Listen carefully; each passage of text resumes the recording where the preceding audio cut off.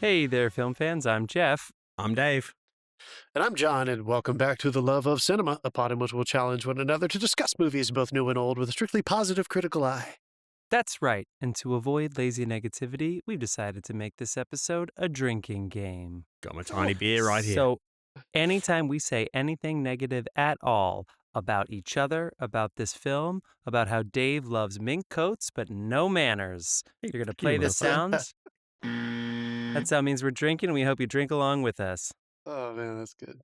Yeah. So, I got nothing. Pour yourselves a glass. And let's go back to the 40s. Hell yeah. Let's go back to the 40s. Nothing was going on in the world in 2042. Cheers. Pre-show shot, guys. Cheers, bitches. Took that way too slowly. I have a huge one today. The ice has already melted. Crazy week this week. But luckily, you guys got to the cinema, so we got some mini reviews too. But our featured conversation is, of course, going to be about Mrs. Miniver, the Academy Award winner for Best Picture 1942. Stars Greer, Garson, William Wyler directed. 1942. What a time. What a time to be alive. We're going to set the context. The random year generator spun it. So we're going to let you know what was going on in 1942. I can think of a couple things. We're going to set up the year, the film year. What other films came out this year? And what else was going on in the world? Let's do mini reviews instead of what was going on in the world. I literally was trying to find news for my prep. And I had to go through like world events of the day, where it gives you an event of the day. Because I literally was trying to say, like, besides World War II, what was happening? And I couldn't find anything. Yeah, what else was happening? Yeah. You type it into the AI. It's like, excluding World War II, what else happened this year? And the AI is just like, I got fucking nothing. Yeah. Yeah. This is nothing. You don't care. Forget it. But yeah, we got a lot of mini reviews too. So we got to keep the episode rolling. John, you want to shout our sponsors out before we get into this? Sure, we have a beer sponsor. His name is Carlos Barroso. You can find his handle in the show notes. It's on Instagram, cbarroso.beer. Go there, like and love all of his beer-making shenanigans. We also have a music artist in residence who provides music on this episode, the previous episode, all the previous episodes. They go by the name Dasein, D-A-S-E-I-N. You can find their music available on all the usual music platforms. So go there, like, love, subscribe, download. You're welcome. Really, really good tunes. Yeah. I also want to just call out, just because I feel like it'd be awkward if we didn't, because we are not one of those podcasts who backlogs. This is the first podcast that we are recording after the 2024 presidential election. What? So starting now, I am curious. You might hear us. Our gripes might change moving forward. Oh, yeah. So yep. I think this is, let's just put it out there for the time capsule in case people are listening after the fact years from now. Yep. Yeah, it's been a week. Wow. It's been a week. Fuck me. Oh my God. All right. The movies I saw this week, including Mrs. Miniver, took on a different tone post last Tuesday. Oh, Jesus. In the words of porn star John Holmes, didn't see that coming. Guys, there was a huge, and I'm not trying to make this like exclusively political, but there was a huge car caravan parade for Trump down Hollywood Boulevard the other day. It was so noisy, and it was happening while we were watching Mrs. Miniver. So, there's all those air raid sounds that are coming out of that movie. And we kept hearing this like, brr, brr, brr, like all these horns and these, waves of trucks. It's all pickup trucks with horns and shit. It was pretty surreal. Hearing that and seeing and screams and everything and watching this movie, it was pretty fucking surreal. There's going to be some weird stuff presenting. Like, we've already had like Nazi insignias all over the wall at West 4th Street. And then there was, really? guys in MAGA hats hanging around outside the hotel in the city where they're putting up the immigrants. Oh, cool. And then I was coming home on Saturday, and this was a descent the other direction, I feel like, but some enterprising young kids somehow got into the rear cabin of the train I was on, got onto the fucking intercom and started playing porn through the train intercom. And it was talkie porn. Like, and I'm just talkie porn. I'm just sitting there like pissing myself laughing, or like the other guy across the train from me pissing himself laughing. They had to stop the train, go back and investigate. I think the guy got in trouble because I don't think he locked the door. Well, just in case we have any parents of Door's kids just wide listening open. still, I don't know if you heard this, but I heard, and maybe it's just a rumor, but it's pretty, it's fun to pretend in this week of all weeks, that the North Korean military has sent troops to Russia, and they are working their way towards the Ukrainian border. But I heard that when... Oh, they're already fighting them. Yeah. They're already fighting Oh, they're already there. Okay, cool. They... Yeah. I heard that when they joined the Russian forces and they started to get to know each other, the Russians showed them the internet. Not invented. They showed them the internet because they didn't have the internet in North Korea. Oh, and, no. Apparently, they really like porn. Shocking. Having never seen it before. Family Guy. Never where seen it before. Internet is for porn. They Never finally seen tell it before. they finally told Quagmire about the internet. It's like he comes out of his Yeah. house and like Get no, I haven't seen any Like, mainstream- Quagmire, you okay? I haven't seen you for 3 days. He's got one giant Arnold Schwarzenegger arm. I haven't seen any mainstream news corroborate this reporting, but you know the Bill Maher sketch. I don't know, but I know. Yeah, exactly. Don't know how So I know, let's- but I know. Yeah. All right, so we'll keep that in mind. But let's talk about movies. What do you guys say? Sure. It's a Johnny, political scene film. I felt like we could get it a little political in this particular episode. Okay, yeah, I'll go first because I think I saw the most. Or maybe I'll just do 2 and then Dave can do 1 and then I'll do 1 more. Okay. All right, let's see what happens. I saw, and I'll start, and I'll come in. I'll do good, not so good, good. My first good is we saw Conclave. This is Edward Oh. Berger's film starring Ray Fiennes, Rafe. John Lithgow, Stanley Tucci, several other people that you're going to recognize, but they're the ones that are kind of on the billing, on the poster. Edward Berger, who made the World War I epic that won a bunch of awards 2-3 years ago, the remake of All Quiet on the Western Front. So this is not, I didn't look him up and go super into detail, but he's had mostly a strong career getting to this point in television. So I'm kind of considering this his second major feature film. I think he made stuff before that, but I feel like this is, when we look back on his career, he broke out with All Quiet. So this is going to be maybe the second or third or fourth of his, in his canon. It's really good. It's kind of what you think it is, with his flavor. So it's a conclave. They're choosing the new pope. You know what the story is. But of course, there's some twists and turns of secrets and lies. It has a really kick-ass score, the way that All Quiet did, which I think won that year for the musical score. There's another great score to this, which is awesome. Beautiful cinematography. Volker Bertelmann wrote the score.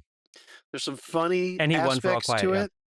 Awesome. There's some funny comedic aspects to it. And I don't know about you guys, but sometimes I forget that fucking so much of the world is Catholic. So I saw this in a full theater, and I felt like there was some inside baseball going on. There were some laughs and some things that Catholics were responding to very strongly and vocally with like, ooh, oh no, he did. Just things that people were like responding to. I was like, wow, this is kind of fun. I feel like I forget that so much of the world responds to that fucking the pageantry and the tradition and all the all the fucking Latin they were reciting and all that shit. So Yep. I think you should try to see this in the theater, especially if you're not Catholic, because you might get more out of it. I'm being serious. Watching it around a live audience where people will respond accordingly.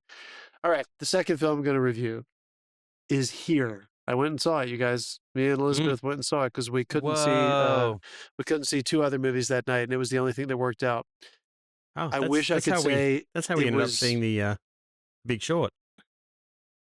That time. You and me, and I think we did that for another movie that we ended up, Arrival, maybe, that we ended up loving, or something else. Yeah, that was a good one. I wish this was one of those experiences. Unfortunately, I don't think this movie works. I think there are a few things that buzz me. I wish I could say it differently. But ultimately, this is probably the best, most accurate review I could give. There were giggles throughout the movie in the audience. That's never good when people are laughing at the movie. So I have some reasons that if you guys see it, we can maybe talk about it just a little bit more, but I don't think it worked. And I'll just put this out there. It's not because of this, but this is one of the first films to come out with a shit ton of AI, and they're very honest about it. Yeah. They use AI like crazy to do the de-aging and the aging. And some of the stuff that you might think is, without giving anything away about the movie, some of the other elements that you see from that perspective, like going back in time with dinosaurs and volcanoes and shit like that. They use cool. AI in those aspects too. Those dinosaurs were in the same room.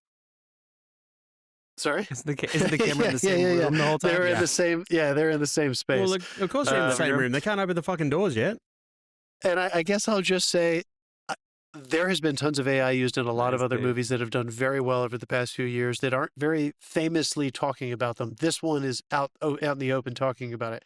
It's a shame that one of the first movies that has used AI so openly is not a stronger story. And I'll kind of leave it there. It's kind of one of those sad things where you're like, well, that didn't make the movie better, even though they looked believably younger. So okay, so the AI held up in the look, but just not the story. You know what? I don't think anybody's going to see this movie, so I'll just go ahead and tell you guys, because I bet you're not going to watch it either. You do sort of buy it, and you also just don't buy it. Like, it looks way better than The Irishman. Like, when they're standing still and not talking, but they didn't affect their voices at all, which is insane to me. Like, raise their voices a little bit. You know, everybody's voice gets a little lower over time. There was other things, and just the way that they acted, like, I think Tom Hanks and Robin Wright are two of the most brilliant actors of their generation, and I fucking love them. And I don't want to live in a world where they can pretend to play people who are 40 years younger than them. It's just not good enough. I just don't believe it. I don't buy it. When so you in hit a about single 40, story, like your balls start to drop and they don't stop, and you can't act that. Like, I don't know why I buzzed. It's a shame. I really, really, really wanted to like this movie more than people kept shit. You know, everybody kept talking so much crap about it. It's a cool concept, and I think it would work really well as a play if it was written. Oh yeah, like the dining differently room. and structured differently. Anyway, so those are my first two. Dave, what'd you see? I'm worried about it being claustrophobic. You know, where it's like I'm stuck in this place and I can't move. That would be my worry. But you know what? That was the least of my worries by the end of it. Right. There were other things that I think they missed a big choice with genre. I think they missed a big choice with how they wrote and resolved each scene. And I think they were too attached to a very specific editing technique that allowed you to move in and out of different timelines while still being in the same location, putting quotes around location, I thought they were going to let go at some point and let us just live in these scenes for longer. So there were three main reasons why I don't think it ultimately worked, but the concept was not the problem. Anyway, that was, all right, I have one more, but Dave, what'd you see? Well, I went and saw Venom: The Last Dance. Finally, I've been trying to get there for a couple of weeks because I'm a big fan of the first one, pretty big fan of the second one. Unfortunately, in this case, The Last Dance is akin to Australian breakdancing at the Olympics. So it's it's a mess, guys. It's a mess. Like, there are some scenes that are fun, but I get the impression they knew this was their last hurrah, and they're like, wouldn't this be cool if this happened? And sometimes stuff happens that just doesn't make sense, and characters make weird choices. Everyone was solid in it. It just didn't. There was nothing cohesive about it at all. God damn, Dave. And that's going to lead into my biggest gripe later. All right, wait. Did you hear that, guys? Whoa, yes. Did we hear that? Yeah, we have ears. Spoke burp. I spoked. Yeah, I think if you're saying that, can you imagine what I would have to say about that movie? Privately, of course, I would never bad mouth a movie on air with lazy negativity. But wow, dude, if you're saying that, because that's kind of how I felt about the others. It kind of just felt like it was just for the sake of doing it. So I'm surprised to hear you say that. For what it's worth, the theater was fucking packed with people seeing that movie. Yeah, there was one of the longest lines I've seen at Venom is fun. Theater here in LA. The scenes they had worked, but the storyline was loose at best. And there's I'll give you an example. There's one scene where they're doing something, and then it cuts away to another person in another location. They have one line, and it cuts back, but that one thing had nothing to do with what was going on over here. Like, they just cut away for that person to have one line in a completely different location. And it's like it just got thrown in. It reeks of studio interference, to be honest.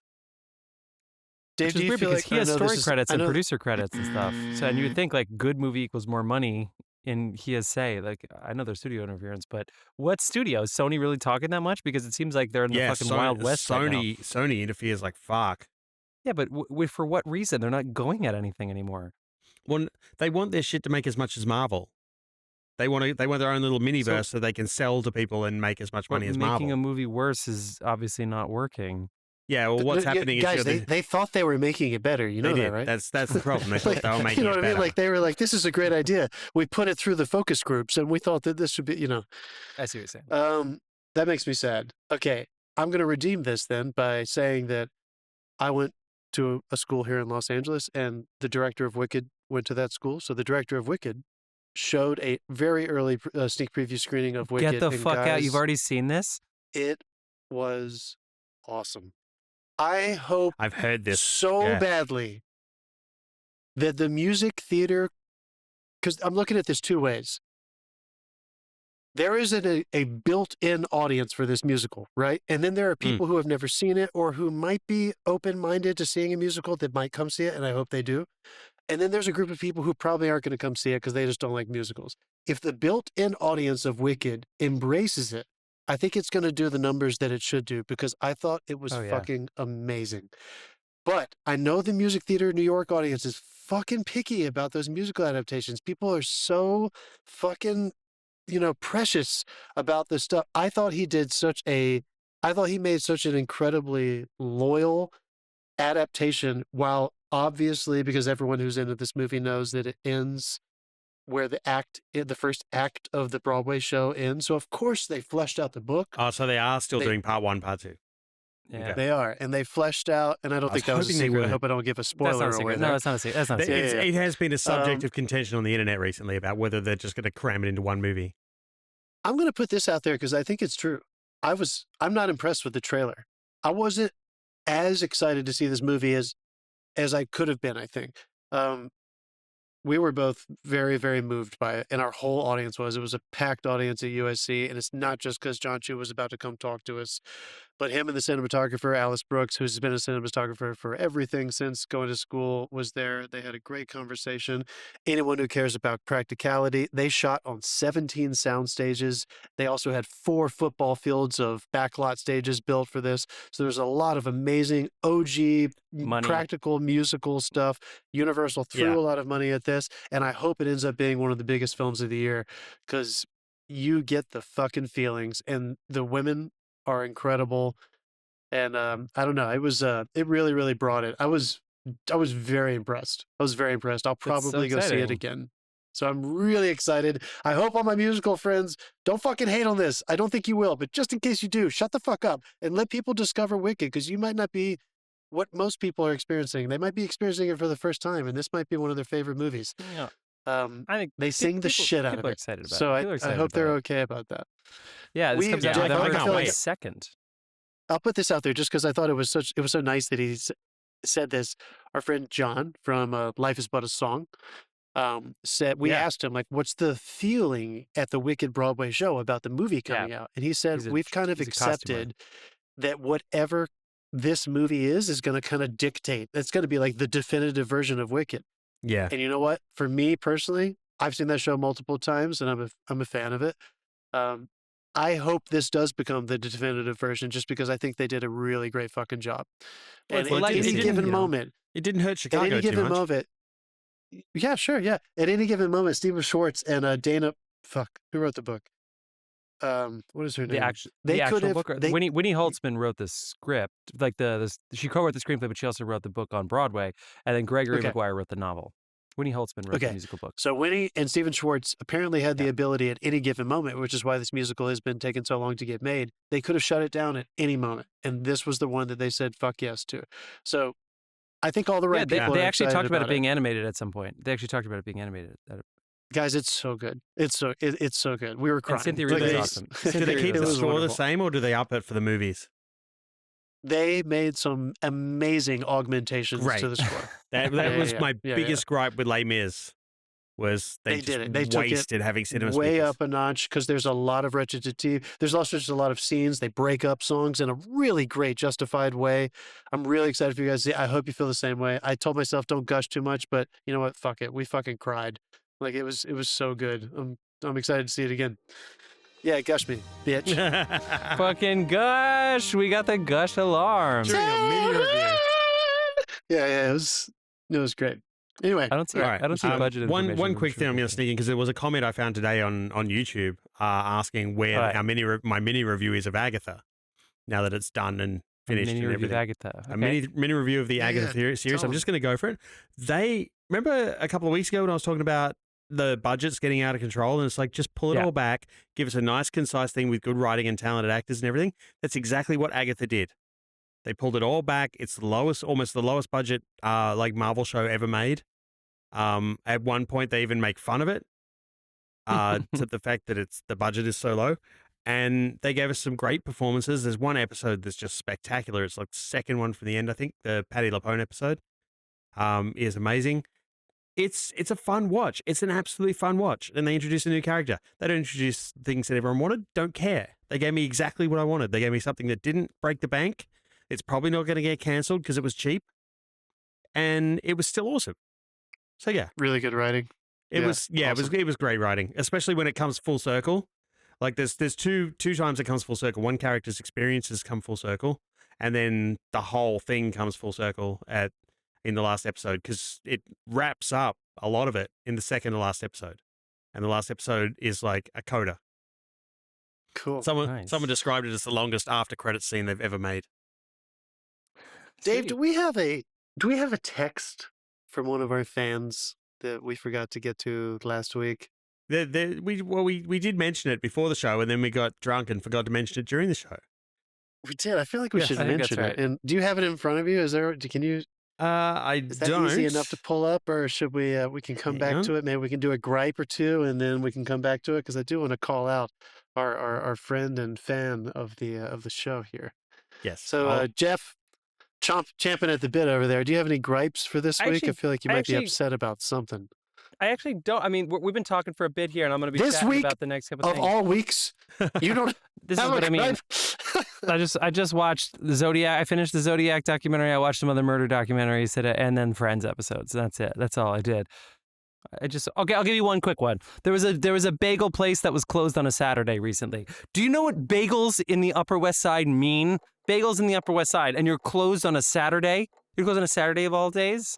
It doesn't make any sense. This is the best bagel eating day of the week. And you're in the Upper West Side. Like, this is like the Seinfeld neighborhood.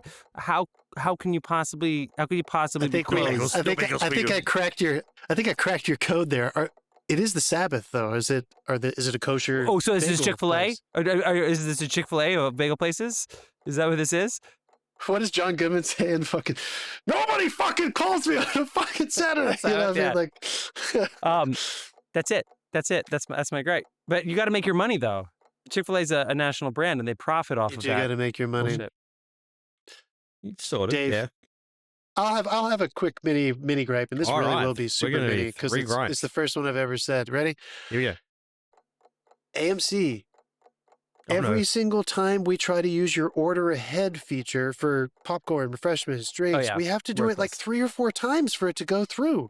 The show times or the pickup times are never totally loaded, and when they are, we'll click one, we'll go through it, it'll be like that time's no longer available, and you go back and it is available. Like, that fucking app, dude, they need to fucking sort their shit out. It gives us trouble all the time. And whenever I'm in an AMC and I try to load something on the app and I have good service, it doesn't load quickly. Like, what the fuck is going on with their app? Yeah. John, I have one follow-up question. Like, are you trying to order before you know what you want to eat? Because you know that's a minefield and it's going to time out. No. We know we usually get large popcorn, large drink. Well, no, just in our marriage, marriage. Hey, I'm a little bit hungry is a warning sign that I have like 30 minutes tops to find food. Otherwise, I'm walking next to a T-Rex. So, dude, 30 minutes is way longer if your wife says that sentence. And we both know, take the 0 away from that fucking 30. Walking next to a T-Rex. Fucking hangry. I get it, dude.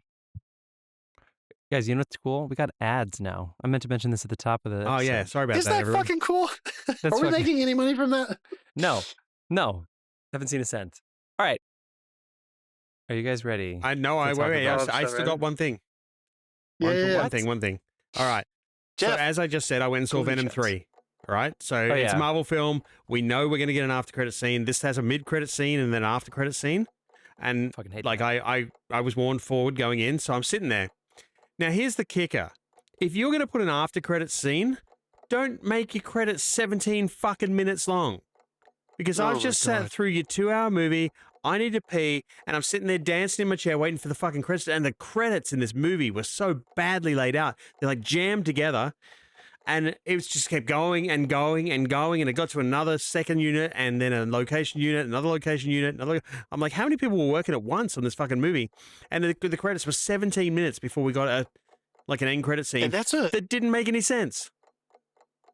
Well, yeah, for sure. It was disappointing. That's also a very short runtime for a Marvel movie. They're usually longer than that. So 17. Oh no, you certainly don't get that weight with a Marvel film, like a normal, like a Marvel film.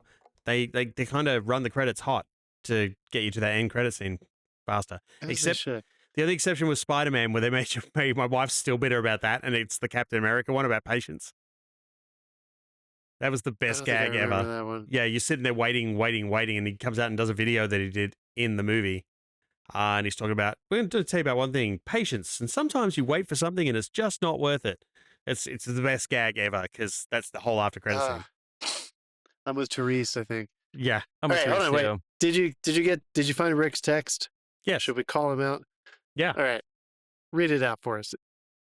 First of all, he apologizes for this is going to be a long one. Jeff's excited. Jeff's pumped. My ear infection of all weeks for this shit is fucking. All right, so I also wanted to let you guys know how much I enjoy listening to the podcast. I'm on the road quite a bit, which gives me plenty of time to listen. Oftentimes, I listen to sparks memories of other movies I've seen, and I wonder, what are you doing, Jeff? No, that's not what he wonders. He wonders what your thoughts would be for some of these movies. So he wants to share one. He wants to talk about Steve Martin. Well, we were talking about Steve Martin in Only Murders. And I actually believe that I said Martin Short should win an Emmy and not Steve Martin for Only Murders, but they're both great. They're both national treasures. We did bring up Steve Martin at one point, but yeah. Watch the Steve documentary. Yeah. There's a Steve Martin, Carl Reiner movie called Dead Men Don't Wear Plaid from around 1982. Now, I've checked and you can't get this on streaming anywhere. Yeah, sadly.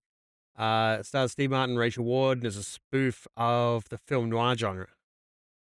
So we've done a lot of noirs. Oh yeah, that was in the his documentary thing on HBO. I remember seeing clips of it. And I was like, "What is that?" Never seen so it. he would like us to watch that, please. And was that during the era where they said Steve Martin made a lot of bad movies in a while? Was that during that era, or was it? It was that era. It's probably one of those. Yeah. Rick, thank you for the text, dude. Hey, this could be good. It could be a good one though. They didn't even mention like fucking Father of the Bride. He says he always enjoys them, and thanks for keeping me entertained during my road time. So yes, cheers, Rick. Cheers. So we're not going to buzz you and make you drink because you're probably on the road. That's bad. Yeah, but when you're stationary, Rick, this is for you. Okay. All right. Do you think Rick is ready to hear about the film year 1942 or what? Let's fucking do it. Let's go. We've got to. All right. We're going to start with the film year, and then we're going to head to some world events. Film year first, 1942. Gentlemen, what do you think the highest grossing film of 1942 was? This film. Dave, any guesses? No. I have no guess. Okay, well, that's for Dave. Oh. And this is for John. Second guess of the day here. That's right. Mrs. Miniver would be the highest grossing film of 1942. Again, I got to use Wikipedia, guys. I'm so sorry, but the fucking numbers before 1970 are ridiculous. But so Box Office Mojo, the numbers a little crazy. Are they counting tickets or defense bonds bought? Defense bonds bought? Yes. It still might be this movie, Dave. Dude, seriously. Did you see I know there's a lot. That was like all movies back then. Yeah. Sorry, keep going. Okay. Mrs. Miniver, this says $5.358 million in domestic rentals is what they're referred to. Who knows what the international numbers? You can't trust these people. But Mrs. Miniver slightly beating out Random Harvest, both MGM pictures. Mrs. Miniver would actually go on to be the highest grossing MGM picture of the 40s. Number 3 would be Yankee Doodle Dandy, which would win James Cagney his Oscar playing... John, you remember your musical theater history? Oh my God! Cohen? A Yankee George M. Cohan, who has a statue here in New York too. Ooh. Yeah, has a statue here in New York City. Who was not actually born on the 4th of July, but thinks he was. Reap the Wild Wind comes in at number 4, right ahead of Road to Morocco, number 5. Both Paramount Pictures. And then to round out the top 10, of course, Holiday Inn comes in at number 6. That movie, if you counted future releases, probably course. made way more than all of these. Wake Island. And then, come on, guys. I saw this movie when I was young because it was on TV. Fucking The Pride of the Yankees, which co-stars one of our leads in Mrs. Miniver.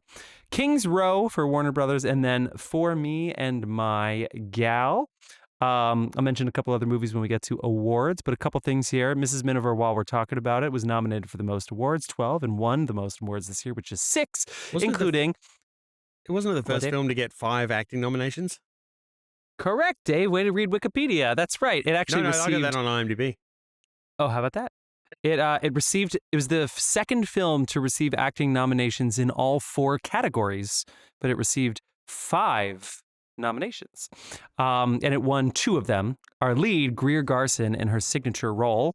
We first talked about her, talking about 1939's Goodbye, Mr. Chips, which would be her debut. She, Greer Garson, winning this award is really important because she has the record, which is tied with Bette Davis. She was nominated for 5 consistent Outstanding Actress in a Leading Roles at the Oscar. 5 in a row.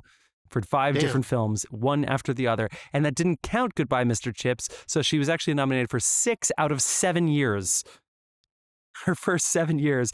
And while we're on the while we're on the topic here, her co-star, of course, Teresa Wright, who was very young in this film, she was nominated for an Oscar for her first 3 performances, including this one, which she won for supporting actress. Are you caught up with that? Does that all make sense?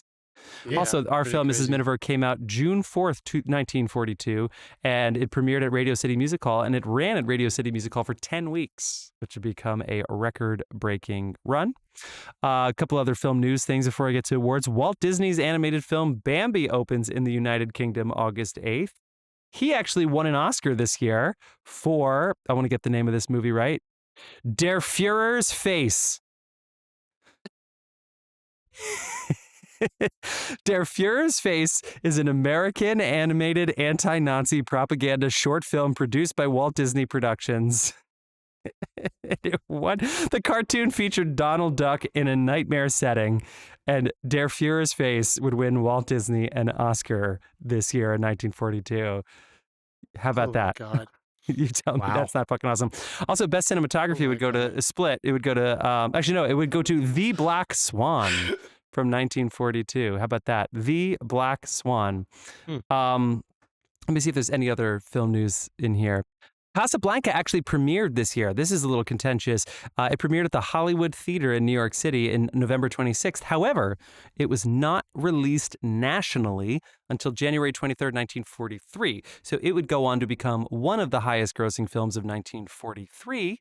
And then win a whole bunch of awards for the next year. So even though it premiered this year, and if you look at some sites, it would say it's a 1942 film, Casablanca is, of course, a 1943 film. I think it didn't want to compete with Mrs. Miniver. And this is weird because this is only the 15th Oscars, like the 15th Academy Awards. So whether it's a promotional thing or what, they decided to not come out this year, even though clearly the movie was done and premiering. They decided to push it to next year. So how about that?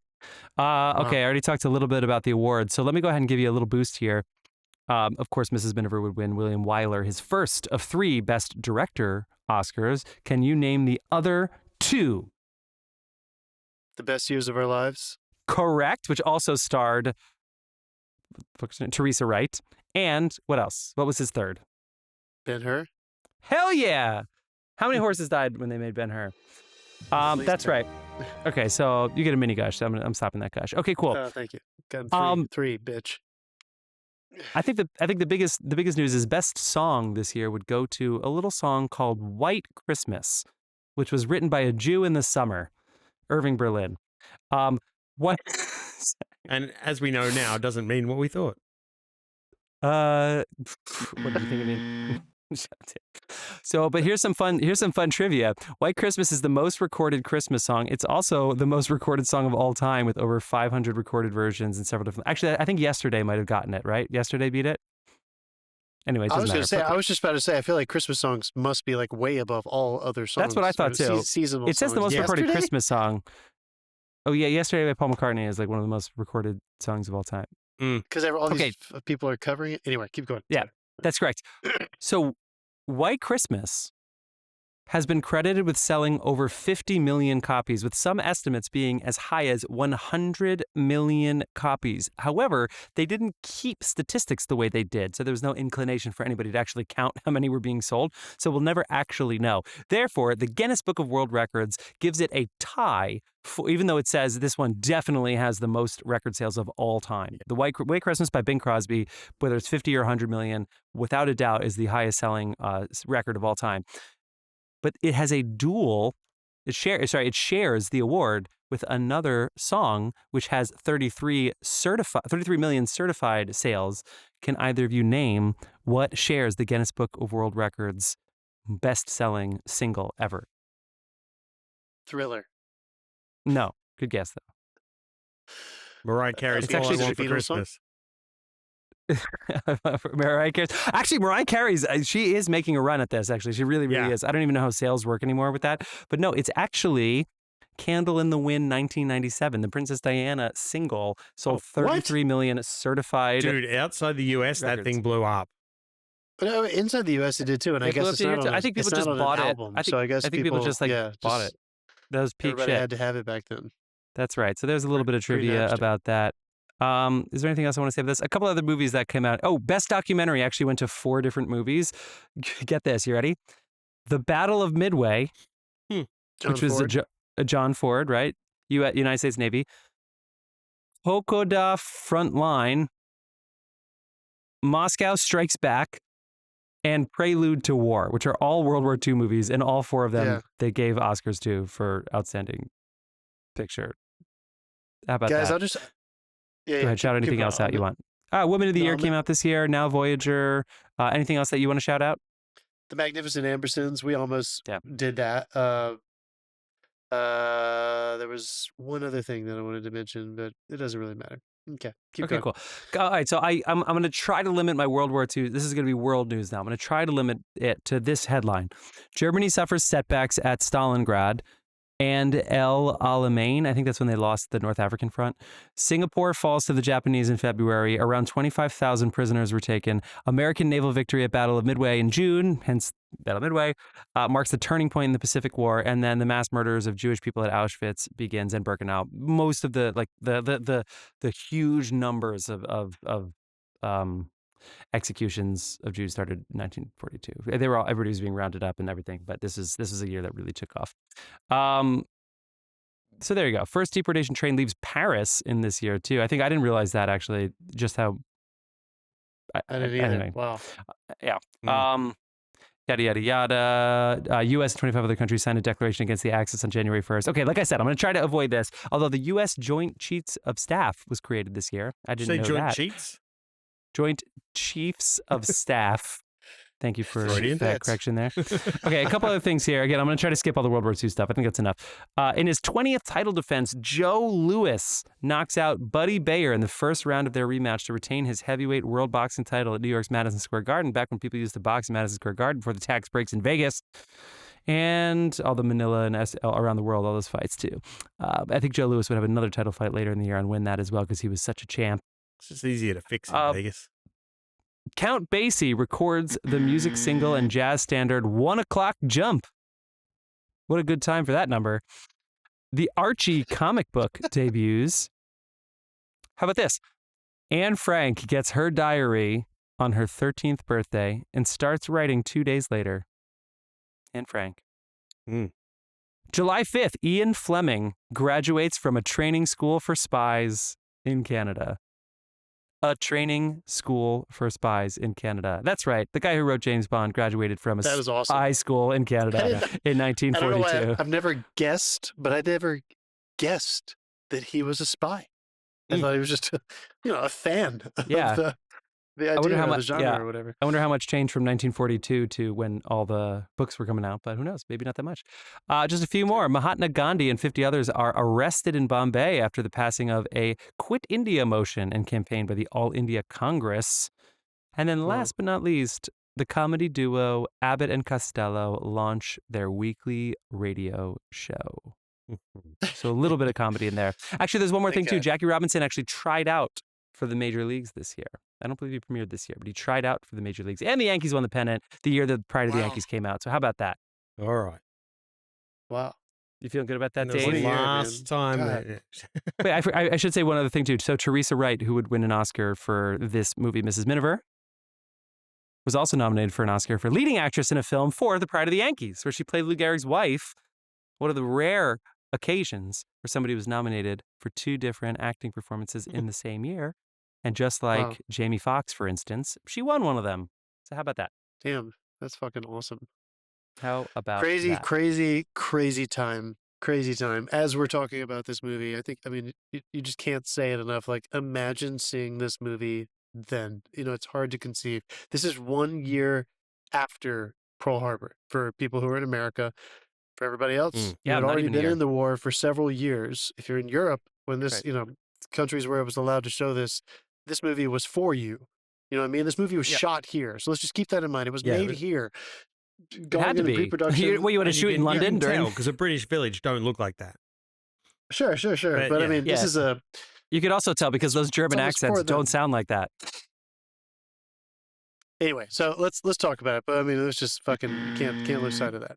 Anyway, All right, people, are you ready to talk about Mrs. Miniver? Yes. So yeah. excited. They did do a sequel, which they filmed in. I don't think William Wyler directed it though. But you did have Greer, Garson, and Walter Pidgeon back to reprise their roles as Mr. and Mrs. Miniver, or Clem Miniver would be Walter Pidgeon's Is character. that what, was that where they finally fixed the parlor? I don't know, man. it's just their house. I don't It's know. fixed, yeah. Okay, so renters, we all rented this. Yes. First time watch for everybody. Yeah, Yes. absolutely. Amazing. 2 hours and 14 minutes. Went pretty quick, of course. I also didn't realize just how much this ripped off Chris Nolan's Dunkirk. I mean, it's just like totally ripped it off. I mean, Yeah. how crazy Right. is that? Did not see that coming. Okay, cool. So if you're new to the show, I'm just going to read the IMDb pitch, and then we're going to go around the horn with what you think, what you feel, no stuffy criticisms, and we're going to go from there, shoot from the hip. So on IMDb, you get a really long one. You ready? A British family struggles to survive the first months of World War II. Boom. Done. Yeah. Right. I mean, I feel like this is really Mrs. Dalloway in World War II. Okay, are you guys ready? Who would like to go first? Who would like to take it away? Dave, you can go first if you want, man. Sure. I fired it up this afternoon, so I watched this today. It's a solid story. There's nothing really new with the cinematography in this or editing, but there's a fuck ton of sugarcoating as far as I was concerned. I didn't like it at all. Is that true? I Wait, just- you didn't like the movie? I didn't like the movie. I found Are it you doing one of these slow. things that you do to us sometimes? I where am we not take a doing that brilliant at all. movie I and- found it slow and dreary, and like Oh boy. there were weird storylines packed in that didn't sit right with me. It was literally about rich people surviving a war. It was self-aware about that. Yeah, but I just didn't sit with it well with me. But what really didn't sit well with me was the fucking ad. Did you watch the end credits right to the end? Because I don't there was an know. ad. There was an ad to go out and buy defense bonds every week when you get a paycheck. Right. Like Okay. this, I mean, that this was at the whole top of the end credits too. Wasn't yeah. it? Like right at the It was the last thing that appeared in the film, but like that was how I left it. I mean, this whole fucking film was propaganda. Well, they were pretty shameless about that. Yeah, For most of those wartime Yes. movies made I mean, back then. it is used as an example of propaganda done right because it doesn't really. It just shows what happens to the general populace. But unfortunately, in this case, the general populace is rich, except for the one guy who's entering the rose competition. I don't know. He dies. Yeah, Off camera. but it just. I mean, it did start to really interest me once it all started to go to hell. Like when it started to really affect them, that started to interest me a lot. But like, I just wasn't interested in their lives before that. It just took too long to get to them being affected. Now this is interesting. I get it at the top. I get what you're saying. I kind of liked it where she's getting a hat and he's getting a car, and I totally see where you're coming from. But I kind of liked when the son started coming in and talking about the classism stuff, and then the way they like he even like shoes the maid. I was like, okay. I was like, I actually am into this. And then with the war coming, I kind of like the idea of everybody becomes, class doesn't matter when you're at war, right? You kind of have to put those things aside. I will say to your point, Dave, I didn't expect to say this, but I agree in the sense that I feel like there was no lesson that was learned out of that. Like, I feel like at the end of the movie, even though the houses were destroyed, like they were still going to be wealthier at the end, and there was still going to be some class stuff. I didn't see that come full circle. But I like this movie, so Well, in I'll have to that disagree with case, they sort of did because the Baroness like did the whole flower thing. No, she just felt good about herself, but she wasn't Yeah. going to give her money up. Yeah, but I guess she just saw the good in other people. I don't know. It just this one felt just moved by didn't it. sit well with me. John? I loved it. I thought it was amazing. I mean, I feel like I've heard so many things about this movie over the years. Definitely been a blind spot of mine. And I will, just to agree with you a little bit. I didn't realize the context, the entry point to the story was that this was an upper class family that was, and they were trying to set the scene. Because, I'm not going to pretend to have known my English UK history well enough to talk about like the state of the common man, woman at the time, or the state of the economy. So what was that great quote that you said, Jeff, at the top of this show? Minks and no manners, or mink coats and no manners. Yeah, mink coats and no manners. So when they got to that scene, I kind of felt like I was like, all right, I'm just going to have to take their word for this, because I didn't realize that was because it kind of feels like America for the past 20 or 30 years. Everybody feels like they're kind of living on credit beyond their means. And it's creating a little bit of like this faux classism kind of feel. So in a way, I kind of related to that. And I was like, okay, I kind of understand the idea just enough. And then I kind of let it go, because this is an English film. I know that there's always going to be elements of classism. And wherever they're choosing to explore that from, you kind of have to just accept it or not. And so I'm not totally disqualifying what you're saying by any means, Dave. Like, I can totally see some people that just rubbing them the wrong way. But if you do just take it, I was just so floored by the very gentle approach to just saying, this is kind of what it feels like to start getting into a war from the perspective of people that might have a son that gets into it. And, the very, very specific experience of the country as a whole being air raided so often. My brother-in-law's grandparents were children when that was happening, and they still have trouble talking about it when the bombs were being dropped. Like, it clearly fucked everybody up, and it was super scary. And just the idea, which, I'm not an Anglophile by any means, but just the idea of like that bomb shelter scene, which I'm definitely going to talk about later. It's one of my top 4 scenes in this movie. The idea of just the English trying to maintain like routine and manners and tea and cakes and shit. Yeah. Like, that stuff's happening. I mean, I found that very, very moving. There's also a good sense of humor here. I was laughing quite a bit. But I think, what's that great adage? I had heard at some point along the way, I think I shared this with both of you guys, one of the producers that used to eat at the Brooklyn Diner, one of the producers of the Last Picture Show, who was a part of United Artists for a while, as a producer and a lawyer for them for a while. He said, every great drama has to have 3 standout scenes. And I think this movie has at least 3, if not 4 or 5. Yeah, you're not wrong and there. those scenes took me by surprise, which I think is one reason why this movie affected me so much. I wasn't expecting, the way it started, for it to have quite as much of an impact it did when it chose to. And it does end on the note you're talking about, which is like, that preacher's speech is basically like, we're all in this together, and we need your money and your spirit and your belief, and we need to end this war. Yeah. But it didn't take away from the story for me. I still enjoyed watching this quite a bit, and it gave me best years of our lives, that feeling of like a transcendent war or post-war film, that's one of my favorite movies of all time. And he also directed that one. To be honest, though, when they're having that service in a blasted out church, if they'd hit that level all the way through, I might have enjoyed this a bit more. It's just when they tried to do opening, when they tried to do them just living their lives, I was lost on me, because it just didn't I like feel the slice of real. lifey things. I also love that the opening title scroll was like, the opening title scroll was like, these people are very average and normal. And it was like, I don't know if that turned out to be true, but it would have set up at the beginning. Living beyond their means. Yeah, no, they're definitely upper middle class, we would say, which I guess we should point that out, that like that classism, they were kind of in a weird place for British society, I think, at that time, because there hasn't really been that bourgeois class wasn't really acknowledged in the same way that like the manners and Downton Abbey's the feudal system was. Like you were poor, you were like either the them or you Beldens. weren't. Yeah. Anyway, but I just wanted to make a little joke that, Dave, I thoroughly appreciate that my Australian co-host is telling this English classes movie to go fuck itself. I think that's fucking great. And you don't care what the fuck time period it's set in. Fuck that shit. That's good. That's so Jeff, good. you liked it? Hubbard. Yeah, there it is. Yeah, I love the slice of life. So I just love behavior, and I just think that she's so good. Like she really, it's about her and the and then the flower, and then there becomes another Mrs. Miniver, right? When Teresa Wright marries into the family, so you kind of have three Mrs. Minivers, but it's about her, and I feel like she's stoic, but she's really living, So when she finds out that like her son might have to join the the Air Force, like, and then somebody else tries talking to her, and she's just like swept away in a dream, and then she goes back to talking normally.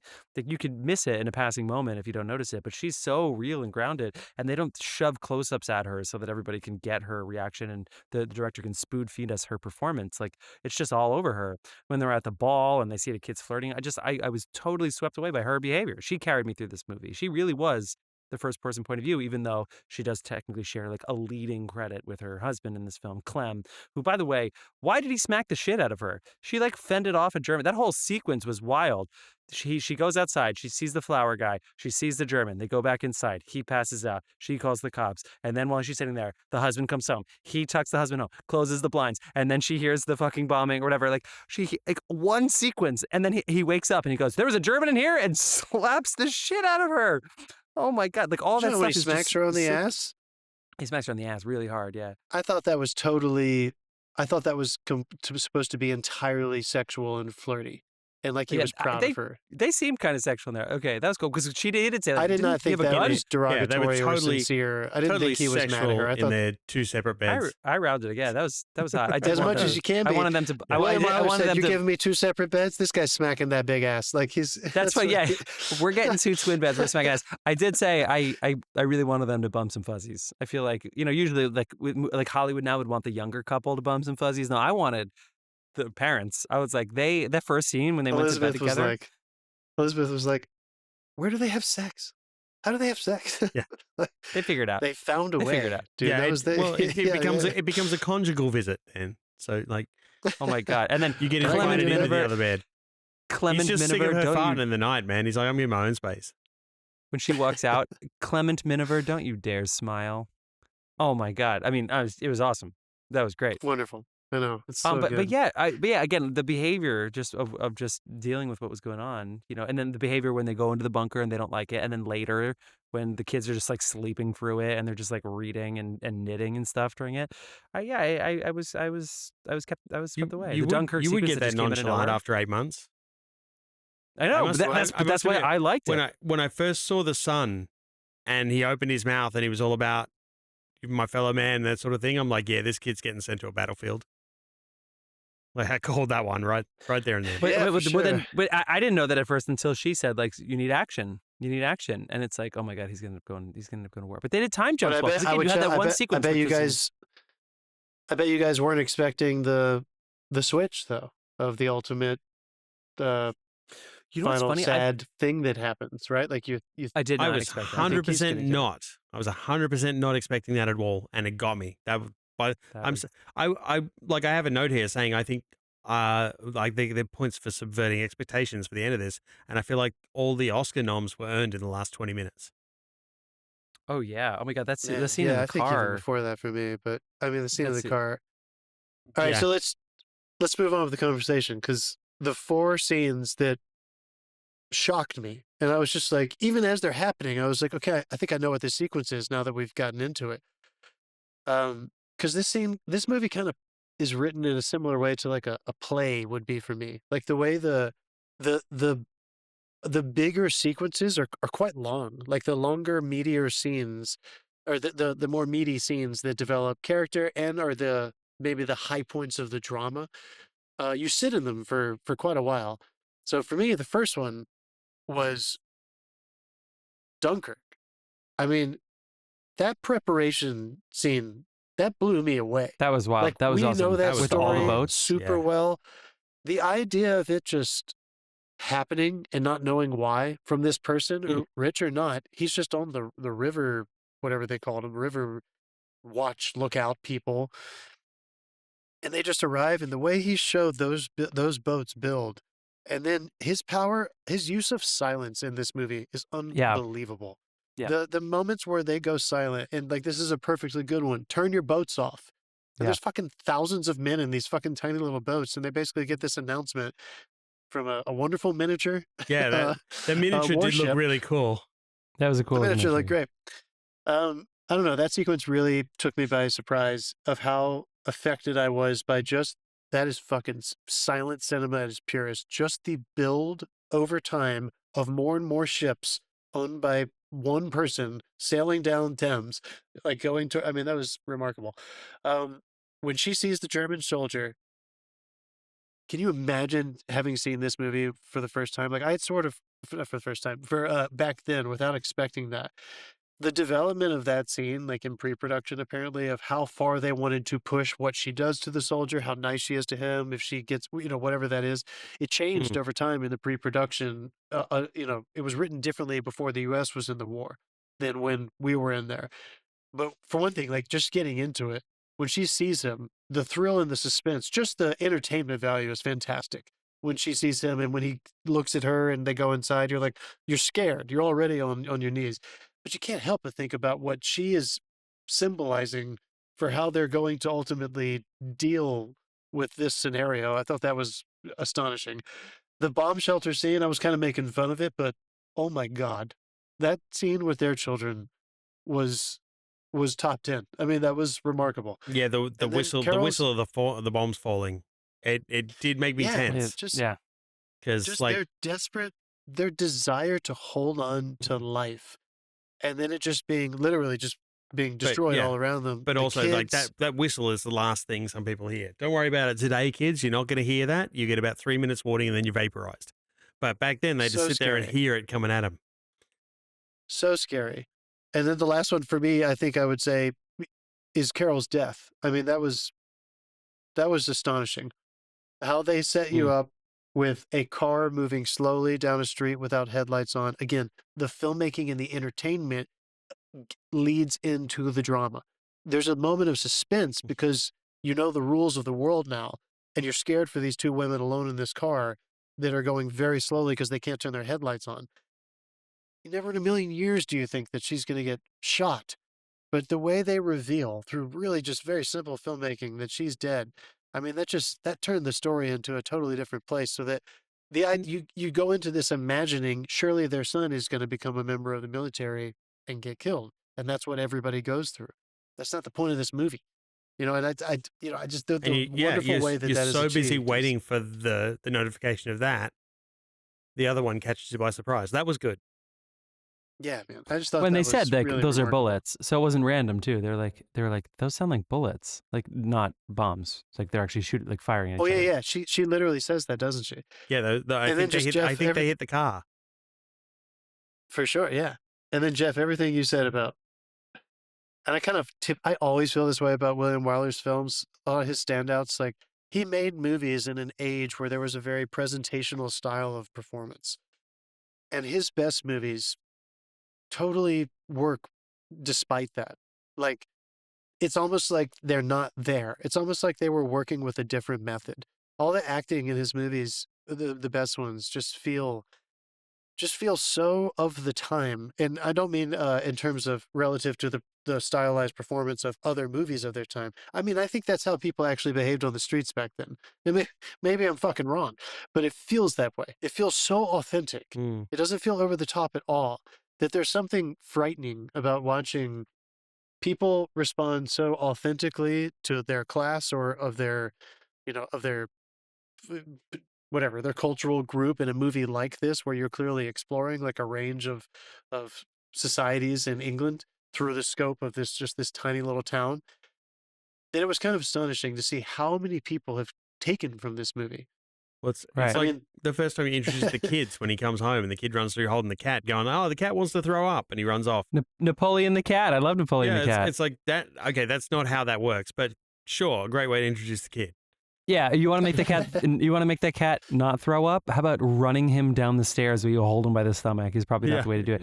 Also, I love the way the kid left. Really, I love that William Wyler kept it in the film when the scene after they come back to the house and after they pick the Scotland honeymoon, and then their dad's like standing and just sees that the house in disarray, and then he like kicks a brick and it like kind of lands funny, and then the kid just laughs. Yeah. And they like kept it in. I feel like again, like studio interference. I feel like the studio would have been like, that's not a clean take, not clean. You know, it's like that's just some spontaneous thing that probably would really happen. They're looking at this fucking decrepit house. Dad kicks the brick, kid laughs. I also, what was I gonna say right here? Anyway, when I'm going on duty, all I need are sandwiches and a thermos. That was something I found. That's not what I was gonna say. I don't fucking know. Oh, William Wyler, when he won the Oscar for this, he couldn't accept it because he was overseas shooting for the Army Air Force. I feel like all the filmmakers were doing that, like we said, John Ford before. So yes, David is a propaganda film, but the book came out in 1940. Like it all happened pretty fast. Yeah. Yeah. I will give it it pre-production does, on it immediately. It does open with like one of the most human things ever. She gets in a bus going in the wrong direction. I mean, I've done that in the subway. I went 5 stops in the wrong fucking direction. I'm like down in Canal Street somewhere, and I'm like, shit, it's Friday, and I just want to go home. So I get that. What's that great line? It's relatable.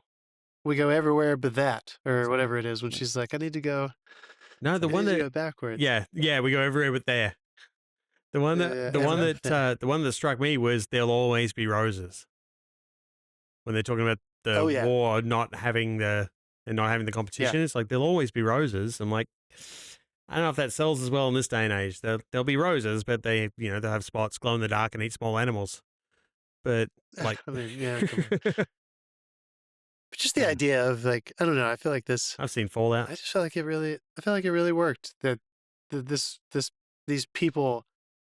This movie was so specifically made for England. I mean, I'm almost curious because I've listened to so many books on old Hollywood and the studios, and this movie comes up all the time in these books, and it's not that I think that they were not trying to make this to appeal to American audiences, but I think they knew that they were very, very much trying to reflect an experience that had been happening for a few years across the pond. Well, that's the thing. Until Pearl Harbor, it didn't happen to America. I know, which is, still just so crazy to think about, like that period of time. I'm glad we watched this movie now. Sorry we took so long to get here. Yeah. After having seen Masters of the Air. Oh, yeah. I saw like that kind of changed, the way I saw it, like this period of time. But yeah, man, I don't know. Jeff, what did you think about the B story with the Mrs. Miniver Rose? And like both of you, what did y'all think about not the A story of the war? And maybe I think some people would even argue that the war was actually circumstance and not its own story. And it was, the story was it was a framing device. Yeah, I think that's what it was. I feel like this movie should have been called The Mrs. Miniver. The Mrs. Miniver. Oh, yeah. All about the rose. Yeah. I mean, I didn't think much about it at all. Like it happens early and happens later. I feel like it's more about like the point, It's like that fucking scene in Great X. No, what's the John Steinbeck fucking book? What is the Mice book? and Men? Grapes no, of the Wrath. other one, Grapes of Wrath, where like a turtle just like fucking rolls out. You know what I mean? He's like crossing the street. That's like there's like a chapter that's just like a fucking turtle. I felt like that. But it's like the point. It's the point of the movie. Whether you could interpret it as like the working man. You put your work and effort into this, and you should be rewarded for it. Maybe that's your takeaway, or maybe it's just about beauty and grace. Maybe it's about society. I don't know. There's like all these different takeaways that you can have of it. So I like that it was subtle, and I don't have very many thoughts about it, except I think I've seen that scene before. When she was up there, I was like, first of all, most people probably knew that she was going to do the right thing when she got up on stage, but I like remember her looking at the roses. I remember that scene. So I don't know. I'd seen that. It's because there is literally the exact same storyline and scene in Downton Abbey. Oh my God, you're right. There is you're an 100% episode right. or multiple episodes that are literally the exact You're same. so fucking right. Julian Fellows fucking are they so loves rich this movie. Julian Fellows, they have their own normal named booth in the church in Downton Abbey as well. Yes, I mean it's and it kind of made me wonder, like, is that literally like Downton Abbey still, and that's why I know it so well? Or is it that fucking universal in England that there's a manor in every fucking tiny town, and that story has been told a million times because that exact scenario exists? They did go a bit nuts with the lords and ladies at one point. A little bit. For sure they did. I want to talk just very, very quickly about the introduction to Carol. That scene That's awesome. is remarkable. When he's fucking going off, she comes to visit to basically, in light of what we're saying, she's basically coming to visit and be like, can you please not compete against my grandmother? She really likes winning every year and she's rich, and I would appreciate it if you didn't bring her spirits down because she likes to win. And this great tit-a-tat meet cute between this angry boy in college who has just learned about how to care about his fellow man, and the sense of humor that it had. I don't know. I think the British would have been proud of that scene. Like, like the amount of wit, the sense of humor, the sincerity of his stance, and the way she just refused to not be well-mannered throughout. Thought it was remarkable. Yeah, that's fun. I'll give you that one. Yeah, from that was cool. That's what I'm saying. There were certain areas of this that just shone, but as a whole, I didn't overly enjoy it. And is it only because I'm just curious? I found myself enjoying it more as it went along. But initially, was it really just that you felt like, I'm not going to enjoy this as much because these people are going to be ultimately a little less affected than people who have less than them to start with? No, I don't know. Honestly, I don't know what it was. It just didn't grab me until like a certain point in the film. I didn't really care about them. I like that one person was worried about the expensive hat they got, and then the other person was worried about the car they got. Yeah, that was one quirky. of those purchases. Yeah. That was this war didn't really get started until remember it was the first time they were in the church. That was like 20-something minutes in when they finally announced that the war is on. Maybe at least. I was kind of surprised at how much time they took, which tells you that, again, like the war is probably not the ultimate story. It's the ultimate circumstance that they're all in, but the lessons of these, like, to give it a modern comparison, crossing. it's like Cloverfield, where the monster's happening over there and they just cross paths with it occasionally. Or Banshees of Inisherin, where I was just about to say, there's fighting happening on the mainland. Yeah. Oh yeah, that was cool. How they kept referencing it. Yeah. Yeah. Oh That's man. cool. Well, I loved it. I think I loved it I'm happy more than you we guys watched did. it. But man, No, I loved it too. I even loved that they said 70 miles per hour on those cars, which I hope not, because they're in England. But also, if that car goes 70 miles per hour, everyone's dead. So Have you seen the modern MGM logo, by the way? It's still got the Latin on it. The arts for art's sake across the top. Now that Amazon owns them, should they consider changing that? Because it's not for art's sake, it's for motherfucking profit now. Yeah. The art's for Jeff's sake. Yeah. That's Jeff what Bezos' sake. Send Jeff All right, to and on space. that note, I think we can wind down our conversation of Mrs. Miniver, which I hope everybody goes and sees and rents and supports, even though Amazon owns it. Guys, you ready to talk about next week already? You ready to look ahead? Sure. All right, Dave, let's spin the random year generator. John, you got a guess of what year is going to come out? 68. Oh, we're staying old. Okay, I'm going to go 2011. Okay, I hope you're right. See. Oh, it's 2000s. 2-0-1. Oh. Jeff? I thought you had 2015. I'm sure some fucking Marvel movie won the box office this year. Are you guys? We're not going to sit here and Google it for you. We're going to pick our movie at the end of the episode, so you got to stick it out. We're going to do what you've been watching now. You already heard a whole bunch of things that my co-hosts have been watching. Is there any other meat on the bones, Dave? Yeah, anything else you've been watching? I got a few. I discovered this week there was a whole mummy movie I hadn't seen, and the Tomb of the Dragon Emperor, and so I put that on and watched it. It's fun. I don't like that they recast Evie.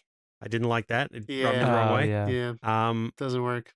And I also watched it's a bit of a YA show, Time Cut on Netflix. It's basically it's about a girl who gets sucked back in time 3 days before her sister's murdered, and there's a serial killer going around killing people in the town. It's kind of interesting. It's kind of fun. It's pretty well written. Also, guys, I finally saw Smile. I finally watched it. Oh my God, you made it through. I You made it loved through the whole movie. It was great. I'm not going to see it's two. I'm not cool. going to see two in the cinema. Fuck that.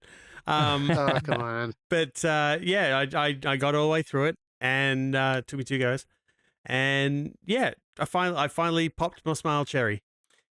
And one other thing I did Popped see, your smile I cherry. actually watched this today. There's a film called with Aubrey Plaza in it that came out on Prime called My Old Ass, and It's been in the theaters for the past month or so. yeah, I haven't been Huh. able to go to the theaters. I was like sick and working and stuff. I heard it was really But, good. Was it good?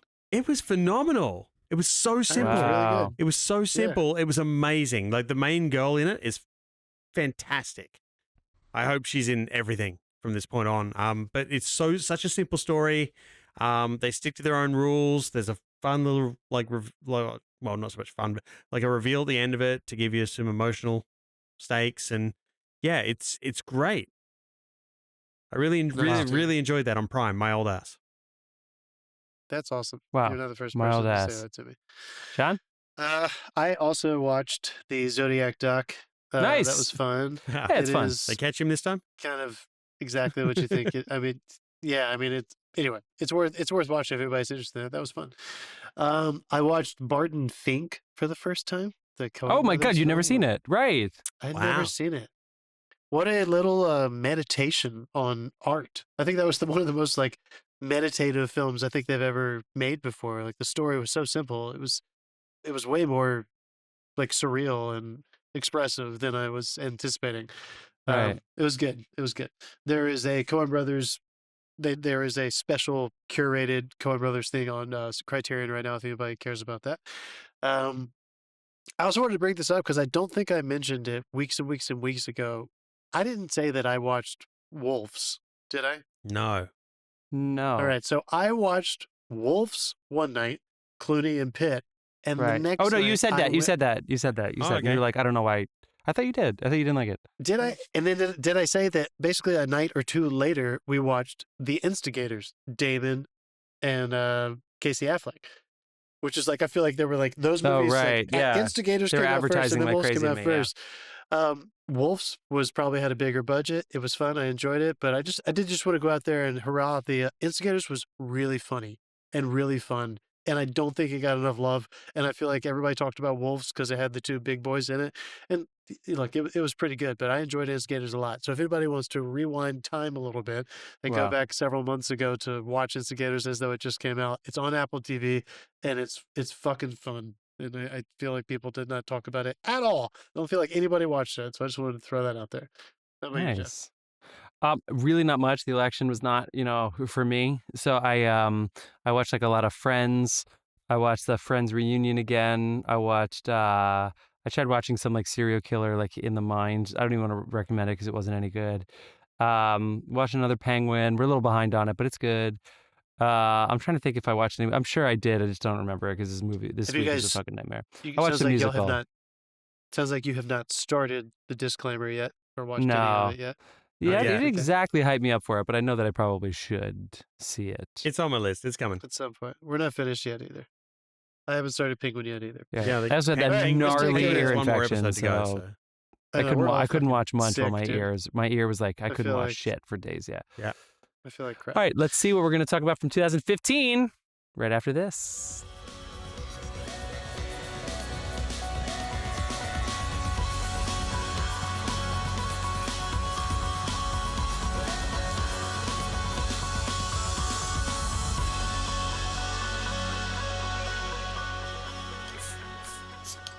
Yeah. And we're back. And we're back. A lot of good movies came out this year. A lot of movies came out this year. A lot of mediocre movies came out this year. We have decided to go with a movie heavily influenced by somebody on our Mount Rushmore. Roger Rog. Deakins. Rog, Right. we are doing What the fuck? Jeff's batteries We're just doing- ran out. Sicario. We We're are doing Sicario. Sicario. 1, not 2, for sure. Sicario 2015. Can't wait to talk about that border crossing sequence. Everybody wants to know about that border crossing sequence. Dave, I can't wait for you to tell us how we did it. Can't wait. Yeah. Are we I'm bringing glad back how the Josh fuck did they Brolin. do that? Oh my God, we should. We should bring back the segment. about How the fuck did they do that? All right, fellas, that's what we're doing next week. Anything else you want to say before we put the show?